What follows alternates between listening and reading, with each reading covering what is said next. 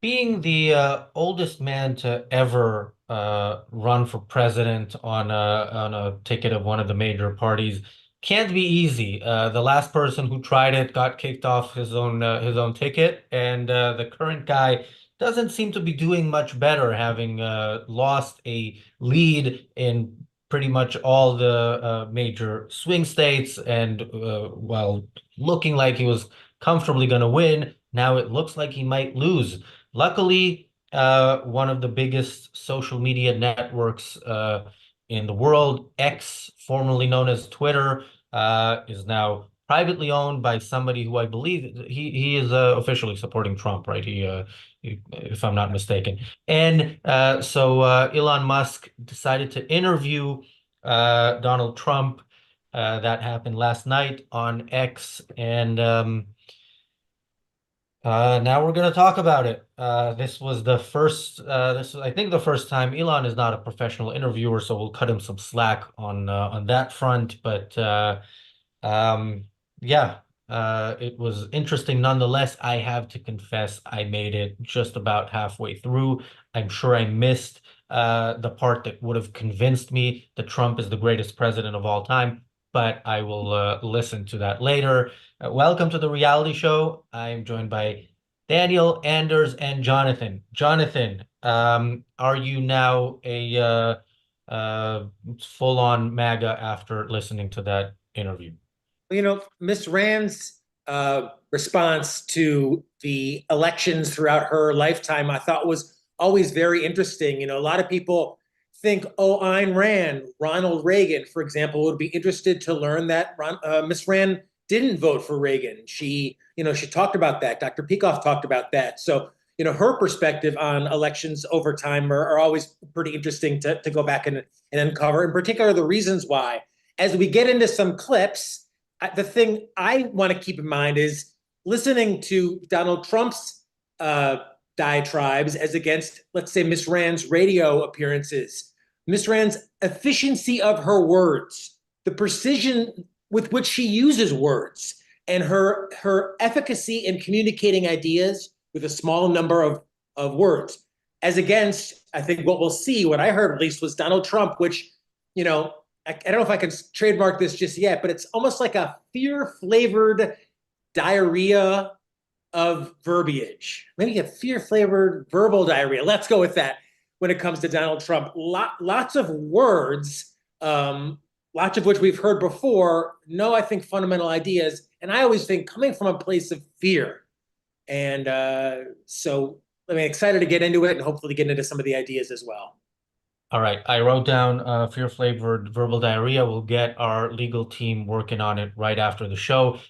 Yeah, and it definitely fits. And I have to say, what I did listen to, I listened to at 1.25 speed, which is even worse than normal speed Trump, even though you get through it quicker. So there's that advantage. Anders, your thoughts on what you heard from Trump? Yeah, first of all, I want to say I'm impressed, Frazee, that you made it halfway through the interview. That's pretty good.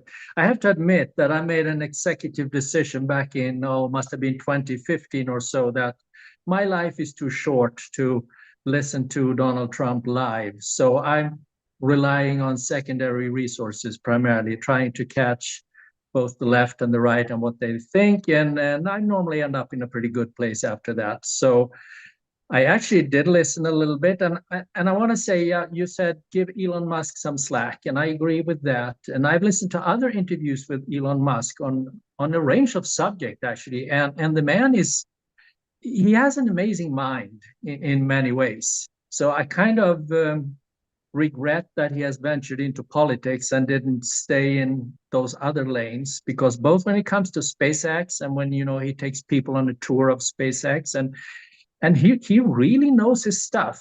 And I listened to a podcast where he's a huge war buff, so he knows everything about military strategy and things like that. And it's fascinating to listen to him in that area as well, as someone who is not very well versed on the subject. But I must say, what I listened to on the interview, I caught some short items, and then I looked up some of the highlights in certain articles, and I came away thinking that, there is nothing new here. So that was my main takeaway. Well, Daniel has some clips for us, which we're gonna get to soon, and then we'll maybe you also missed the really good part. By the way, when I say cutting slack to Elon as an interviewer, we also should cut slack to people like Elon who created these amazing businesses that we all benefit from when they go pretty in stupid directions politically. That's not unique to him. Maybe the specific direction is unique to him, but it's business people. It's great that they focus on innovation and not on politics. And it's on those of us in the intellectual space, let's say, to fix that. Thank you, Roland, for the super chat. Roland says, "I'm fine with him being the ex-president. Let's keep it that way." And thank you, Gail, for the super chat. Daniel, any thoughts before we go to the first clip? Yeah, I mean, just quickly, because this is called an interview, but when it comes to like the political interviews, it's not really. Elon didn't push back against pretty much anything Trump has said, and I think Elon even said it before that he basically the way he wants to do it's more like a conversation sort of. So when I look at it, I don't really look at it as sort of like, it's a political discussion or political conversation. It's more of a publicity stunt, basically. What it reminded me of specifically is when AOC, Alexandria Ocasio-Cortez, has played Among Us with a few Twitch streamers. It's sort of like that. I think they did talk politics a little bit, but again, it's not a forum you would expect any sort of pushback. So when I analyze sort of this interview, I kind of look at it in the same way. And, they both laughed. It was kind of funny. I mean, if this is like the only thing you watch of Donald Trump, I mean, it has still many issues, but you can sort of walk away. It was sort of funny. It was kind of interesting. You basically are listening to a former president and one of the most wealthy people in the world just having sort of like a normal conversation. So I think that's kind of interesting. Just a quick point about how Trump talks. It's sort of like when you have to do like a presentation in school that you haven't prepared for, so you latch on to any word and like you just start like spitting everything, because he just goes, yeah, these they are coming immigrants and they are terrorists, and terrorists, October 7, Israel, and he just like goes a few words like that, which was really funny to see. It's what I'm saying, like, as against like Miss Rand's radio interviews or interviews where like every word is thoughtful. There's no like, oh, blabber blabber, let's go to let's go to the commercial. Like, she thinks about ideas. She's judicious with her words. Trump just is it's a free association of, it's like, the arbitrary has no standing, to quote Dr. Peikoff. That's what I think of when I listen to Yeah, he sounds like he's in a rap battle, but he's doing pretty well. Although call the actually, tape. all right, People Daniel, Jonathan can't go any further without hearing Trump's voice. So let's.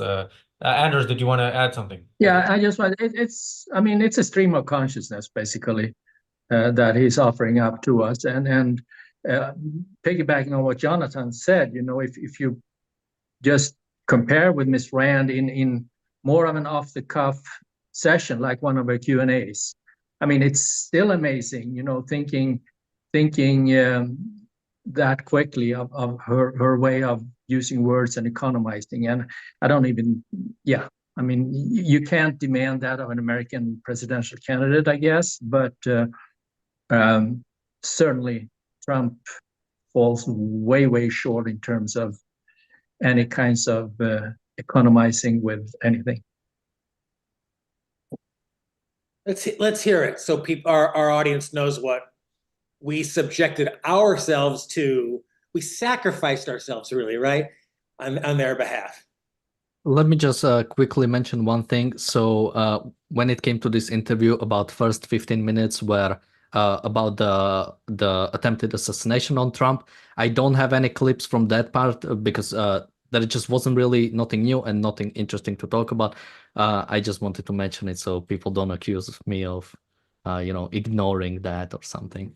So we will be starting with clips basically talking about the immigration.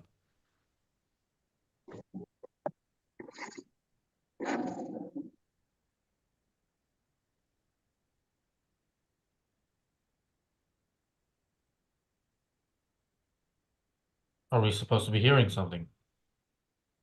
Oh, my bad. Yes, you are. Just give me a second. Oh, there we go. Sorry. Job on the border. We had the worst numbers in the history of the world, not of our country. There's never been a country in history that has had a catastrophe like this. We've had, I believe, and I think you believe this too, you hear 12 million, 13.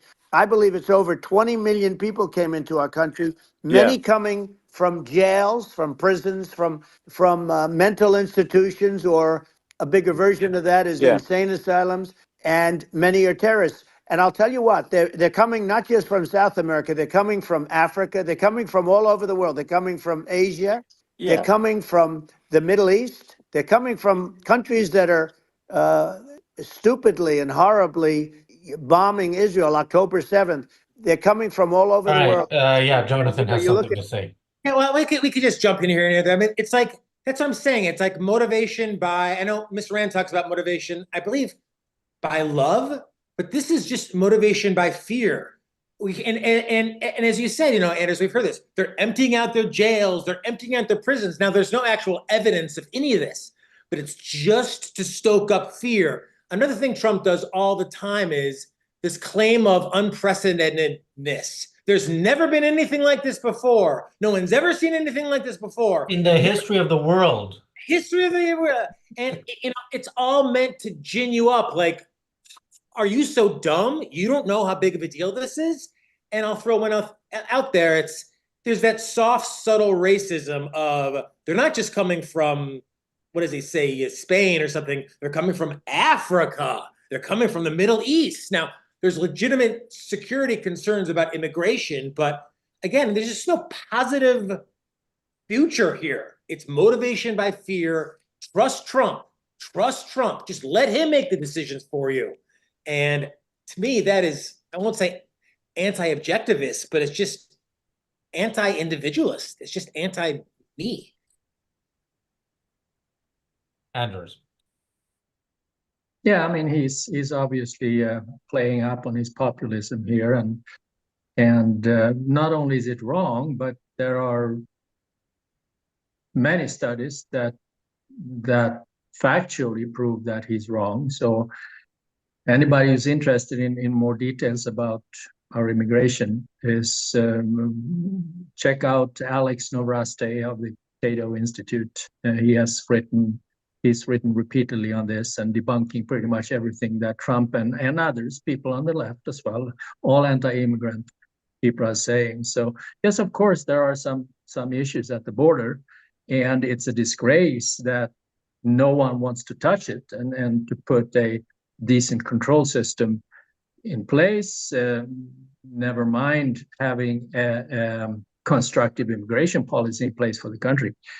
But yeah, he's just stoking fears and appealing to his base. And unfortunately, I don't know if it's his base, but unfortunately, the anti-immigration sentiments are growing in the U.S. Across the political spectrum. Anders, it's his base. It's the base. It's like appealing to everyone's base fears. I don't know what people are coming to take your jobs, take your security. Mm-hmm. I mean, it's so as against kind of what I grew up with, like a Reagan-esque vision, and I'm not endorsing Reagan, but like a positive view of America, of its potential.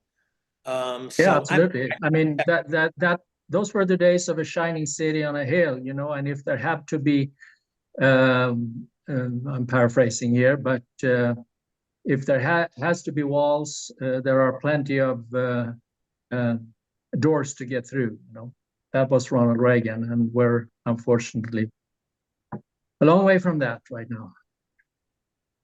Yeah, I mean, listening to that, if this was a paragraph or a couple of paragraphs in a Wikipedia article, most of the words in the paragraphs, like more than 50% would be either citation or needed, because he's giving supposed facts and he's giving numbers, and none of those. Yeah, he's not. This is where we're cutting Elon a lot of slack if we're saying, why didn't you ask where you get your facts from? And that's the thing.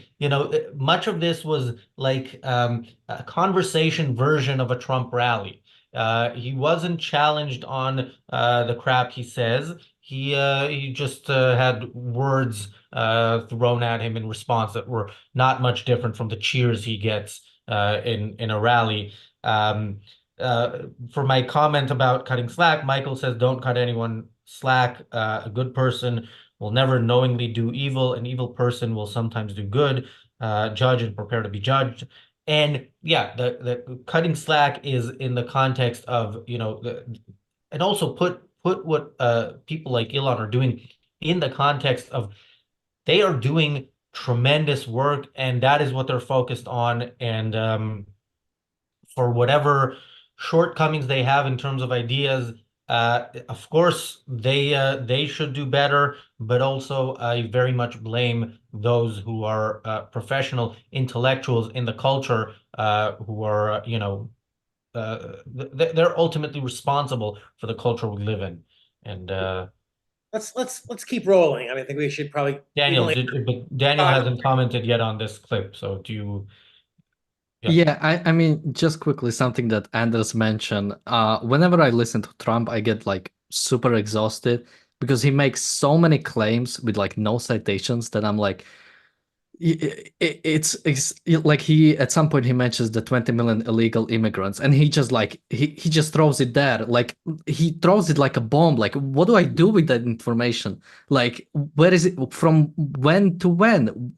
Like, he just throws numbers. He and he many times he says, inflation is up 30, 50, 100%. Which one is it? Does it not matter? Like it really makes me, and this is the Republican candidate. It really makes me sad that this is just acceptable. Basically, you can just make up numbers, you can just throw it there, and it doesn't matter. No one really cares. And again, it's not like Elon's gonna push back. And he wrote about this in the book Trump, that I guess he didn't write, but he references it as truthful hyperbole. Now, that I consider that to be basically Trump double speak. It's truthful hyperbole, and it's no connection to reality. And I think it's primacy of consciousness, really. If Trump believes it was the biggest crowd side, it is. And he's just going to keep saying it until you believe it, or at least you say that you believe it. And Is that your book recommendation of the day, Jonathan? All right, let's listen to another clip. Allowing, again, right, they're yeah. allowing people from their jails. And if you were running one of these countries where they're coming from, you would have had all of them.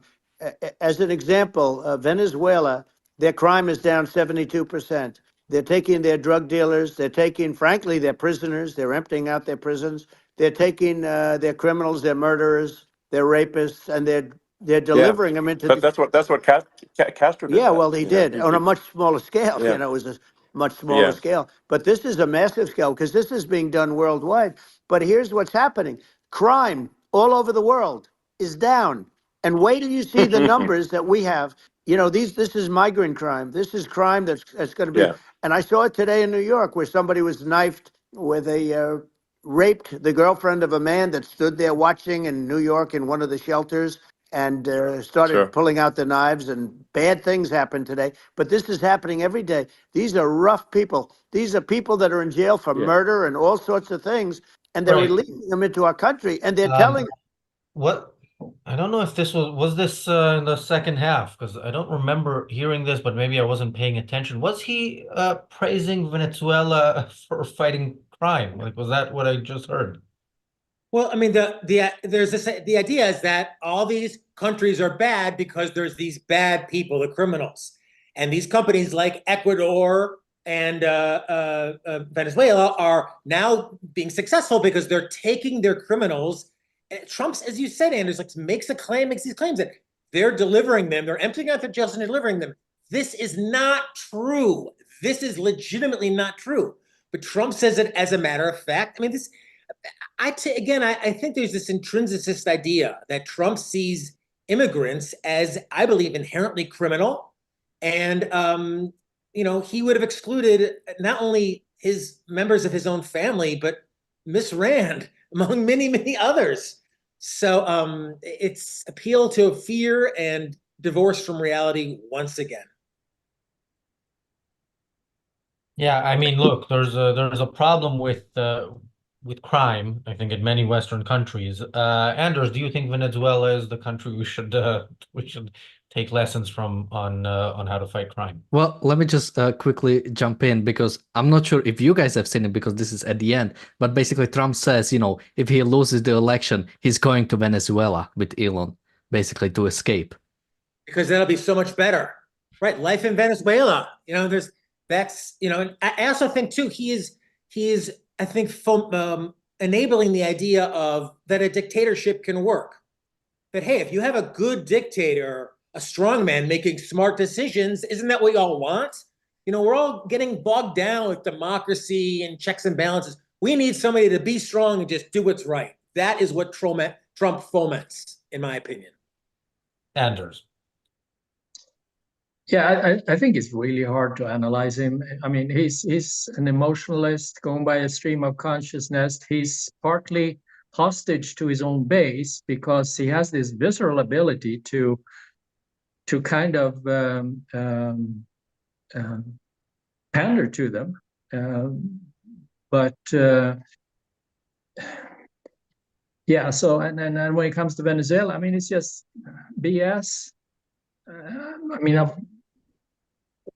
it's almost, I mean, it's really, he's not worth our time. And I know we need to spend time on it, but it just feels like such a waste in this to even have to engage with the content, it's yeah. Yeah, and by the way, we're engaging with the content because there's a good chance he'll be president, which that is the scary thing because somebody talking like that, Absolutely. yeah, should be certainly getting fewer viewers than we are, and certainly not being a viable candidate for president, but it is a sign of the culture Yeah, that absolutely. he is where Yeah. he is. Um, Thought Criminal says crime rate in North Korea is very low. Yeah, that's true. Yeah, and let me just jump on that point because he mentions there was some killing in New York, of I'm not sure if he said it was an illegal immigrant, but basically that's what he was talking about at the time. And again, America is a nation of 300 million people. You'll see terrible things happen. You can probably see terrible things happen every hour, every day. You'll see it. America is a big nation and you will see it. And you will see this being done by illegal immigrants. But when he talks about this sort of like almost one-sided view when it comes to immigration, he is like the environmentalist. He just looks, oh, there is this coal factory or nuclear power or whatever else, it's releasing CO2, which is bad, and that's it. That's the conversation ends. There is no, well, do we get positives from immigration, even from illegal immigration, which I haven't looked into that much, but I've heard some things about like even illegal immigration has many actual benefits for the United States, not to mention for those individuals involved because of how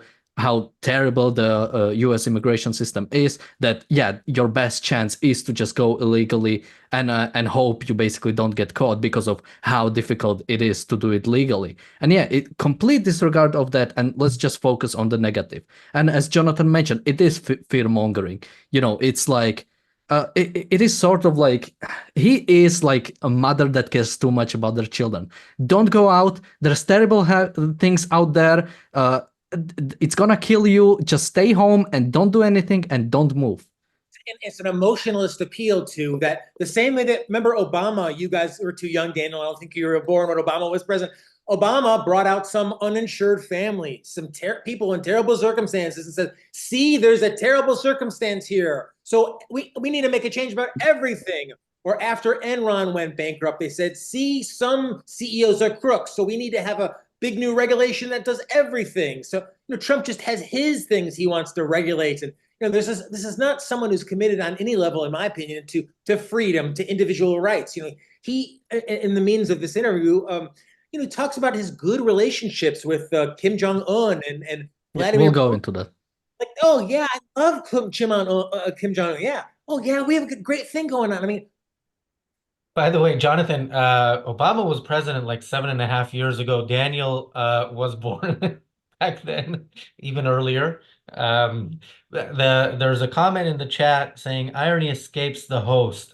This is from the person who, whenever he doesn't like what we say, he says something about like these ARI people, blah blah blah, and basically blames ARI for what we say, which I appreciate. But yeah, this was in the context of the comments about Venezuela. Was it irony? Like, maybe I missed something there. If you care to elaborate, we'll be happy to hear that. But yeah, I think Trump, by the way, and Kamala Harris, and just generally where politics has gone in the US is very much a product of what happens when bad ideas are so prevalent in the culture, and the ideas are something you're supposed to believe even in the face of reality telling you the opposite. That I know that from knowing Israeli politics and from knowing Israel's peace movement, which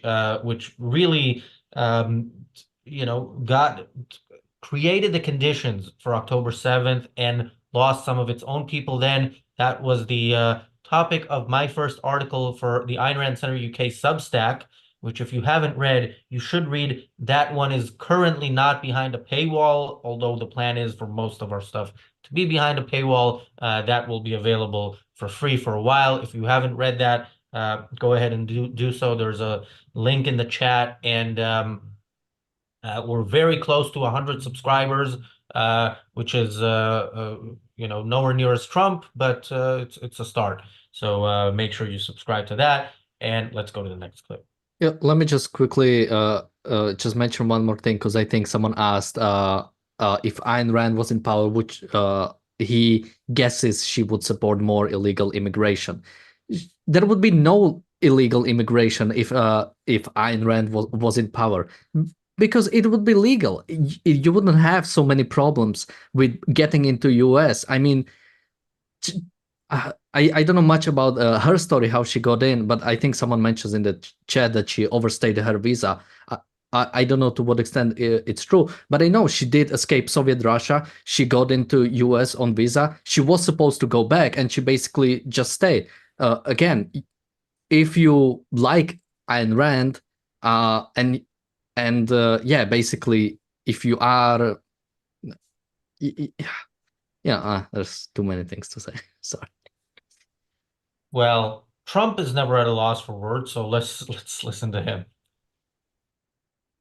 To 60 million people from all over the world, not South America only. Oh, sorry, a bit further ahead. And even a few percent of the rest of Earth is just not possible. well, So Elon, we're going to have that's night. They said, "Wow." One of the people at CNN said that was the greatest debate performance I've ever witnessed. And then 2 days later, they didn't talk about that. They just said he was bad. But that's okay. That's the way I get treated, and I don't mind that at all. What I can tell you is this. We cannot have a Democrat. We cannot have her. She's incompetent. She's as bad as Biden in a different. yeah. Look, she hasn't done an interview since this whole scam started.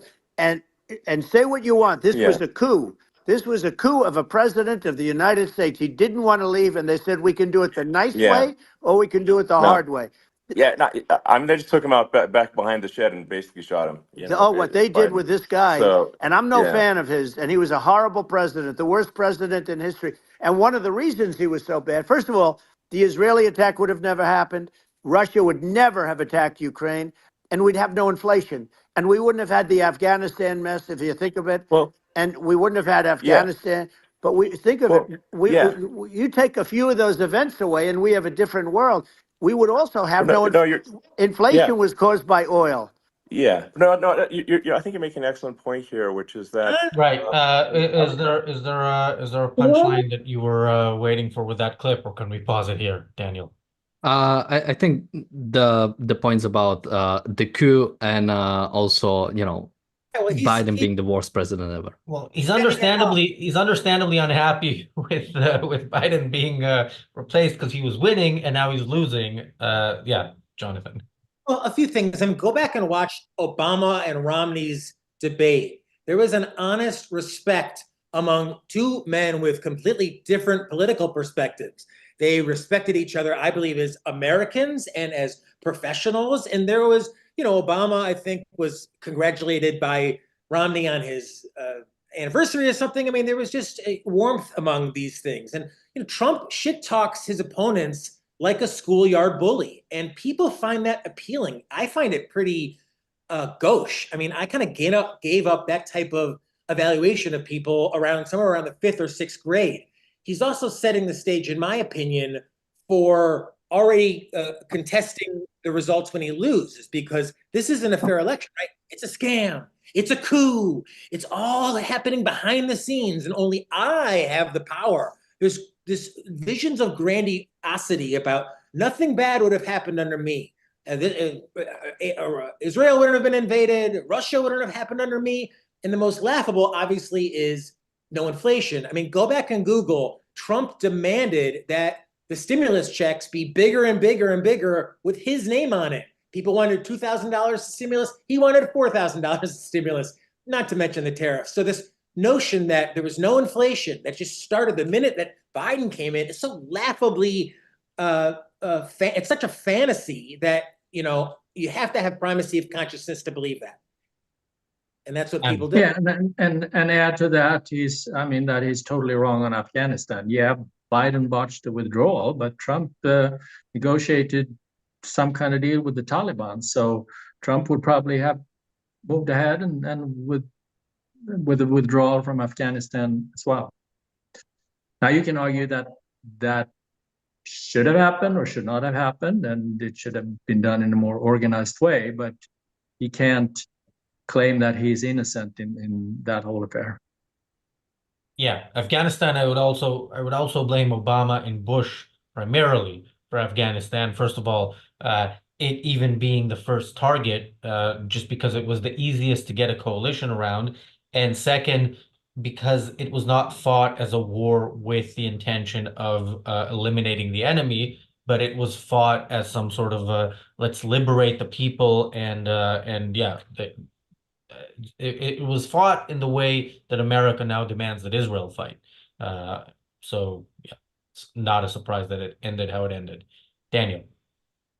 Yeah, I mean, his whole like hyperbole, it's always the best or the worst. There's no in between. It's either the best things he has done or the worst thing the opponent has done. Like, I'm no fan of Biden, but the worst president ever, like, can you make such a, like, that's a long discussion you could have about the worst of the best president ever, but he can just say it, and then there'll be no war in Ukraine, no war in Israel, apparently no Afghanistan. Afghanistan would just disappear. At least that's what he said.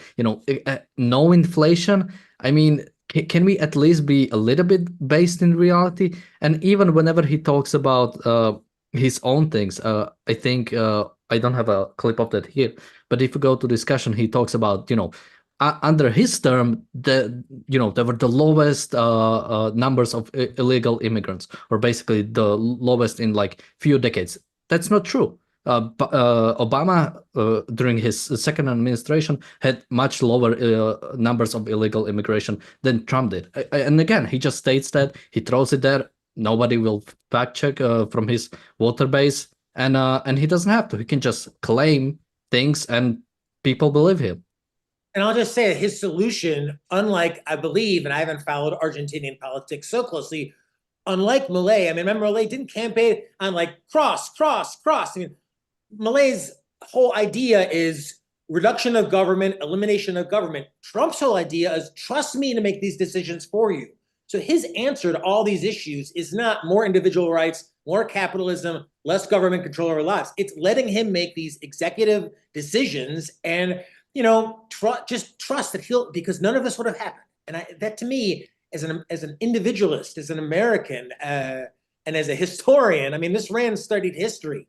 She did not study philosophy. She studied history, and I think that bears really well with Trump because we've seen this before. And Yeah, and sorry, go yeah, Anders. so he has unleashed, what I call neo-progressive conservatives. Because now in conservative circles, I mean, it's the old progressive ideas that government is the solution, not the problem. So that's completely reversed from Ronald Reagan's time. And Jonathan, yeah, I think Millet is still on Reagan's side there, that government is the problem, not the solution. Yeah, and just wanted to thank Apollo Zeus for gifting an Ayn Rand Center UK YouTube membership. And Daniel, do we, in one of the clips, have the part where he says that Biden has a low IQ? He had a low IQ 30 years ago, but now I'm not even sure he has an IQ. Do you have that as a clip? It's like, it's not even a clever comment. It's just, It's a very high IQ comment, Jonathan. It's the highest So IQ comment. when did Trump discourse. last? Yeah, when did Trump last have a clever comment? I mean, yeah, for Trump, it's all about crowd sizes, applause, good coverage. And, people always accuse you, Razi, of, I guess, being an ARI associate. As I understand it, you have zero connection with the Ayn Rand Institute. This is the Ayn Rand Center UK, funded completely by donations from viewers that are watching, such as El Rito and Apollo, people who are our YouTube members. But, you focus on ideas and, focus on what's important. And that's what matters long term. Yeah, and we have a good working relationship with the Ayn Rand Institute. We have some for people in London, some upcoming events with some of their speakers in the next few weeks. But yes, we are funded by memberships, and yeah, the people who complain about us can also become a member at aynrandcenter.co.uk/membership. Memberships range from the very low price of £10 a month to the also very low price of £500 a month, with a few options in between. So yeah. All right. Should we continue? Yeah, I mean, let me just make one more quick point. Listen to Trump and try to see, does he actually offer solutions? When he talks, does he actually offer, this is what I'm gonna do to solve it? Because whenever I hear him, he sometimes touches on this, but it's always only the fear mongering. He just says, this is a problem, you have to focus on this, this is a problem, but he never actually offers a solution. And whenever he does, it's usually he just mentioned tax cuts, and that's pretty much it. And basically implying that magically, it solves all of our problems. Again, he ran up to his date, he had the biggest deficit spending that in the history. That's the best economy he had. It was all deficit spending, again, because he just slashed taxes with nothing to actually cover it. Before you go to the next clip, let me just clarify that a little bit more, because Stedman asks, Razi, please explain the difference between ARI and ARC UK. Yeah, so we are a for-profit company based in the UK, funded by memberships, and yeah, we're sort of a top of the funnel. None of us are professional intellectuals, or almost none of the people involved are professional intellectuals. We don't teach objectivism. We do try to offer commentary from an objectivist perspective on current events and on politics, with of course, hope that it will inspire people to read Ayn Rand's works. But yeah, for people who want to become future professional intellectuals, which are very much in need, as you can see in the world, the place to go for that is the Ayn Rand Institute, specifically Ayn Rand University. All right, I think we've. And I'll just say one quick thing, and as you said, Razi, my hope at least is to inspire people to check out Miss Rand, read Ayn Rand, listen to Ayn Rand. And Miss Rand was asked in 1976 about who she was supporting in the New York senatorial election. Moynihan, the Democrat, Buckley, the conservative. and she talks in her 1976 lecture course about why she's supporting Moynihan, not Buckley, the conservative. So I would encourage people to check that out as well. And people think, oh, Rand was a builder, Trump's a builder. She would have supported Trump. No, objectivism is much more nuanced than that. And Ms. Rand was much more nuanced on that. So check out her response from the 1976 course. Continue. Yes.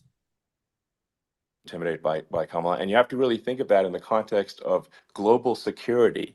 That if the American president is someone that, like, evil dictators are scared of, that makes a huge difference to the security of the world. So I had a good relationship with Putin, despite the Russia hoax that lasted for over 2 years. Just a hoax created by Hillary Clinton and Adam Shifty Schiff, some just bad people, just sick people, frankly. I mean, Schiff is a sick person. He's going to end up probably being a senator.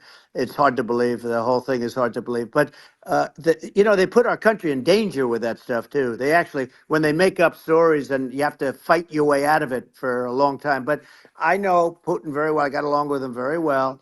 He respected me, and it's just one of those things. And we would talk a lot about Ukraine. It was the apple of his eye. But I said, don't ever do it. Don't ever do it. I shut down Nord Stream 2. That was the big oil pipeline, the biggest pipeline in the world going all over Europe. I shut it down. Biden came, and then they say, Yeah. I loved Russia. I was a friend of Putin, and I loved Russia. No, he actually said to me one time, he said, if you're my friend, I'd hate to see you as an enemy. I shut down his pipeline, the biggest pipeline. They were looking at that to Yeah. fund, and this pathetic president gets in there. And the first thing he did, one of the early things he did, is he shut down Keystone XL pipeline, which is our pipeline that would have employed 48,000 people, pipeline workers, shuts it down. That was, a massive job that Obama refused to allow. Yeah. I allowed it in my first week because it was jobs and it moved oil. And by the way, in a much more environmentally friendly way. It's underground. It's not a truck that catches on fire or a train that catches on fire. But think of it. He shut down the XL pipeline, the Keystone XL pipeline. Yeah. He shuts that down and he approves the Russian pipeline. Yeah, it doesn't make any Right? sense. It's inconsistent. Certainly but I mean, I think it's just worth. Okay, so the thing I want to comment here on is Trump's sort of relations with dictators. But let me actually forward a bit because I think he talks a little bit more here, and then we can comment on it. He would never have done. I got along well with him. I hope to get along well with him again. Getting along well with them is a good thing, not a bad thing. I got along well with Yeah. Kim Jong-un. When I met with President Obama just before entering, it's a sort of a ritual. And I sat down with him and we talked. It was supposed to be for a very short period of time. It turned out to be a long period of time. I said, what's the biggest problem? He said, North Korea. I had that problem worked out very quickly. It was nasty at the beginning with Rocket Man and, all the different things. Yeah. But all of a sudden I got a call. Those were some epic tweets, by the way. Yeah, they Those were, like they were absolutely- epic everything. He said that he has a red button on his desk. I said, I have a red button on my desk too, but my red button is much bigger and my red button works. And then I called him Yeah. Little Rocket Man, Little Rocket Man. Anyway, here's the bottom line. All of a sudden I got a call from him and they said, Yeah, that's a hard-hitting interview. Those were some epic tweets, dude. That's so awesome. You called him Little Rocket Man. You said my button is bigger than your button. It's great. I mean, Jesus Christ. Yeah, maybe we shouldn't cut Elon that much slack considering that part. Yeah, it's everything about it. The way he handled Kim Jong-un when they weren't friends, I'm not sure what's worse, that or the way he handled it when they were friends. Both were bad, and yeah, this is one of those moments that should be the things people talk about after an interview like this, when thinking, should I want this person as president again? And the answer should be no. Of course, the answer should also be no for the alternative. So we're kind of screwed. Jonathan. Well, I mean, there's so much you could get into here. I mean, Trump kind of is effortless about denigrating institutions, American institutions, to sow doubt. So he sowed doubts into the entire legitimacy of a very, in my opinion, legitimate investigation into him and his campaigns, associations with Russia. But for him, it was all a hoax. It was all untrue. It was shifty Schiff and shifty people, shifty Schiff and sick people. So it's like this gutter type of politics, and I think a degradation of even the value of your political opponent as a human being, let alone as American. And Daniel, as you said, I mean, his not only legitimization of, I mean, Rand talks about the sanction. I mean, Trump doesn't just sanction these dictators; he admires them. He admires the strength with which they rule their people, and the obedience with which they stand up and so I see it as sanction and compromise. His belief that it's great to get along with dictators like Vladimir Putin and Kim Jong-un. And I thought his trip to North Korea was legit treasonous in the true sense of what treason is, giving direct aid and comfort to his enemies.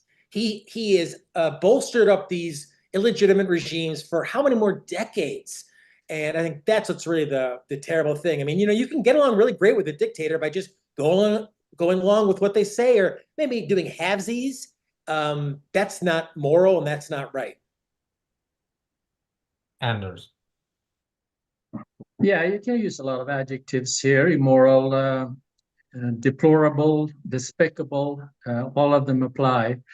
But I think it's important to understand that Trump, I mean, the only principle that he subscribed to is that there are no principles, and it's all about him, and the whole world revolves around him and what his emotions are telling him. And if he wanted to go to North Korea, yeah, he went to North Korea or visit or met with him, and yeah, I mean, we see it in not to change subject, but the Heritage Foundation have come out with a platform they call Project 2025. There are some good ideas, a lot of bad ideas. The principles are pretty much all bad.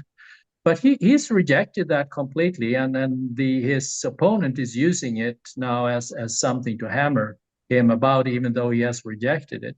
But the thing is that a platform like that has way too much substance, whether it's good or bad, and principle. And that would kind of lock him in if he subscribed to anything like that. He doesn't want to do that. That's not how he operates.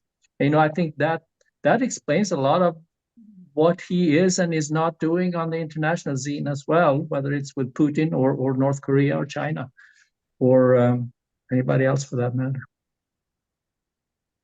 Thank you, Robert Naser, for the super chat. Robert says, but what's the alternative? People be asking. Robert also said earlier, hyperbole from a hyperbully, which is a more clever comment than what we heard in this 2-hour interview. Although I only listened to an hour. Maybe I didn't listen to the good part. Daniel. Yeah, I mean, the way he talks about these dictators, I think people don't understand like who these people actually are. I mean, if you read Ayn Rand's We the Living or 1984 or Fahrenheit, for example, North Korea, we don't even know what's really going on in North Korea. But if you've read those books, it's not going to be far from there. And you go to someone who is ruling that nation, who has the whole power, like they could do anything they want. And you basically say, yeah, they are great guys who love their nations.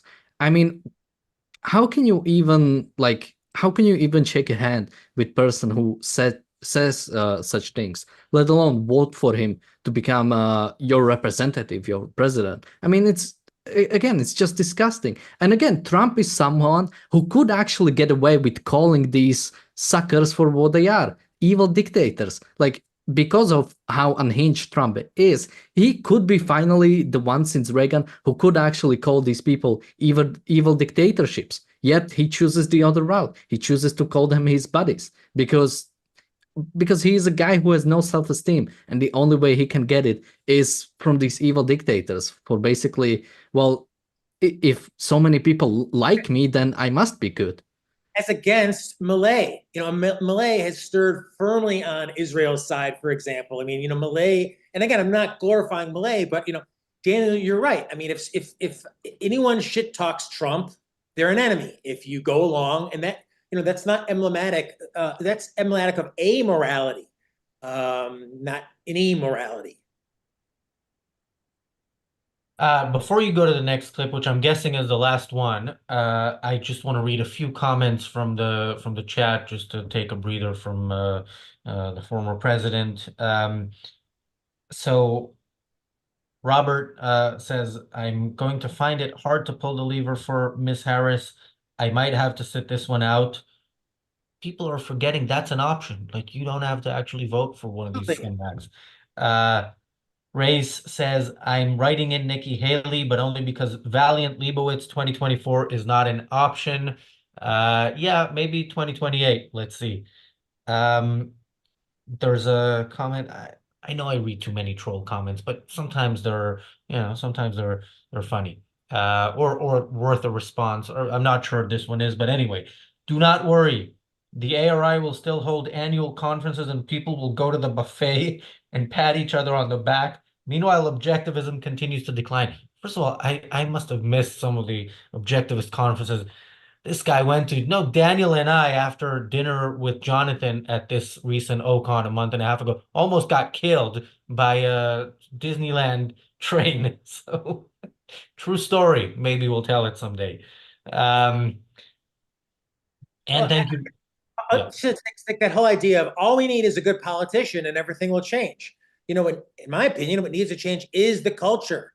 Dr. Brooke always says we get the politicians we deserve. And, if you want to get better politics, support the ideas like Razi, people who are supporting the right ideas, supporting a real change in the culture, in my opinion. And thank you, Robert, for another super chat. Robert says, "If Trump could save America, but it meant stepping aside out of the spotlight and not getting the credit, would he do it?" Obviously rhetorical. What is also obviously rhetorical is this interview. Let's play another clip.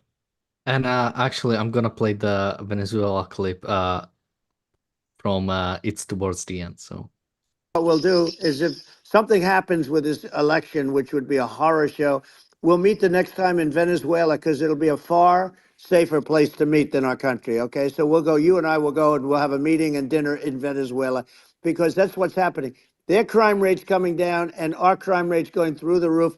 And it's so simple. And you haven't seen anything yet because these people have come into our country and they're just getting acclimated and they don't know about being politically correct law enforcement or lack of law enforcement. And our police, I have to just end with this. We have great police. We have great law enforcement, but they're not allowed to do their job. They have to be able to do their job without being destroyed. Well, absolutely, and it's obviously demoralizing if you're a police officer risking your life to arrest violent criminals who could kill you and do kill you sometimes, and then you arrest the violent criminal and then the DA doesn't prosecute and that's let the guy out. Yeah. Well, then why should a police officer risk their life to arrest a violent felon? Well, even worse, Elon. So I don't. Someone said the Venezuela clip, or what he said was ironic. I mean, maybe, but with Trump, you never know. And the way he was speaking about it, especially when you consider earlier and even now, he brought it back. He brought it again that there's low crime rate in Venezuela, as if that's like a decider for like everything. Yeah, I like that he and Elon are going to go have dinner there. Many people don't have dinner there, but that very much has to do with the policy. So yeah, an interesting choice of country to choose to go to if things don't go well in America. Jonathan.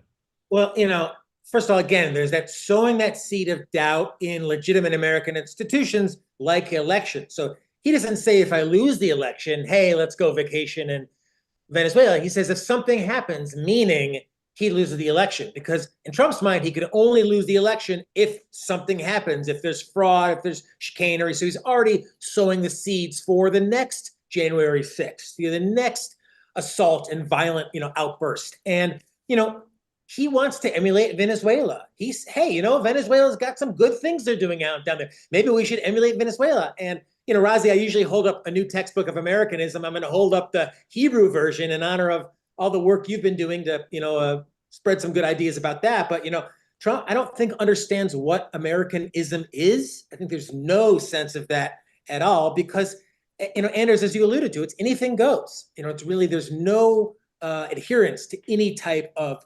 constitutional, let alone philosophically individualist principles. If Anders. Yeah, I'm going to pass on the Venezuela comment because it doesn't deserve any additional commenting, I think. But you know, I'm trying to see here if there is something positive to take away from here. We're talking about the culture and where we're heading, and yeah, we have to change the culture. That's the only way of getting the politicians that we need. Currently, unfortunately, on a national level, we get the politicians that we deserve, and they're not good.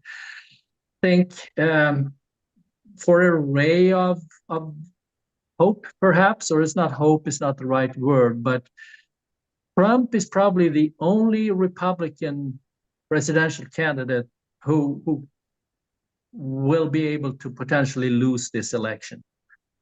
You know, anybody else on the ticket would probably have crushed the opposition based on the record of the Biden administration right now. And that tells you at least something on it. It'd be interesting to see, but I suspect we'll have a lot of people sitting out this one. And hopefully they will continue to hand in their ballots because there is a lot more important races and ballot initiatives depending on where you live down ballot.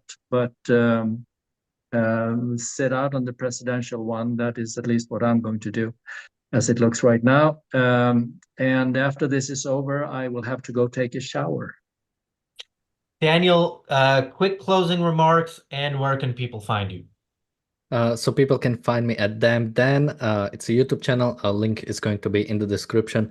And I'm just going to comment on one thing I see in the chat, and I think it's by one person, but he mentioned it several times. Insults are bad when you do it, but acceptable when it's me doing the insulting. And he says it's said by ARI apologists, which again, I'm not sure if we said anything about Trump that was pure, just like he's dumb, he's stupid, he's something. I think we've offered we've just recognized him for what he is. And many of those things he would probably say, yeah, that's what I am, and it's good. We called him a pragmatist. We called him he's friendly with dictators. Are you denying those things, or are you actually just not listening to what we're saying? Yeah, and by the way, for more feedback, email us at complaints@ari.com. Anders, I saw that you went to take something over there to tell us where people can read more from you. Yes, absolutely. Thank you. Yeah, this is the book. This is the last copy of the second expanded edition in print. The third expanded edition is available for pre-order, the ebook, and the paperback will come out shortly thereafter. So if you're so inclined, please order the ebook. That will help with the sales stats. And you can also find me on andersingemarson.substack.com. And Jonathan, you also went to bring something. What was that? I mean, take this opportunity. If you've listened to Elon Musk and Donald Trump for 40 minutes, take this opportunity to listen to one of Miss Rand's Ford Hall Forum lectures. I believe most of them are on YouTube. They're about the same length, and you will come away with knowledge. You will come away with perspective. You will come away with ideas. You will come away with a value. It will not be a waste of your time when you listen to what Miss Rand has to say. So I encourage you to do that. If you're curious about her ideas, don't take it from us. Take it from the primary source material, Miss Rand and Dr. Peikoff. And if you want something that has nothing to do with politics, Dr. Peikoff and I recently completed a book about the philosophical value of pets. Miss Rand was passionate about her cats. Dr. Peikoff is passionate about his dogs, as I am about mine. Many of our viewers are. So Can You Really Love a Dog is at Amazon by Dr. Leonard Peikoff. And I think our viewers will enjoy it. And it's available as we speak. And if you want something else that has almost nothing to do with politics, the third article on our Substack is going to be published tomorrow. It's an article by Alejandro about Game of Thrones, and he approaches that series of the TV series and the books from an objectivist perspective. If you're a fan, you should definitely read that. And that is going to be behind a paywall. But my article that was published a few days ago is at the moment not behind a paywall. The Tragic Legacy of Vivian Silver. And yeah, there's a lot more coming on our Substack. We are going to publish, like I said, several articles every month. And hopefully we will only increase the frequency of those as we continue. So make sure you sign up to that. And the Atlas Shrugged Book Club. Yes, I now remember that it's not the Fountainhead anymore. The Atlas Shrugged Book Club was supposed to start 3 minutes ago. It will start in a minute or two. We will be back here tomorrow with the Daily Objective and the reality show. Thanks, guys, for joining me. Thanks, everybody, for watching. We'll see you tomorrow.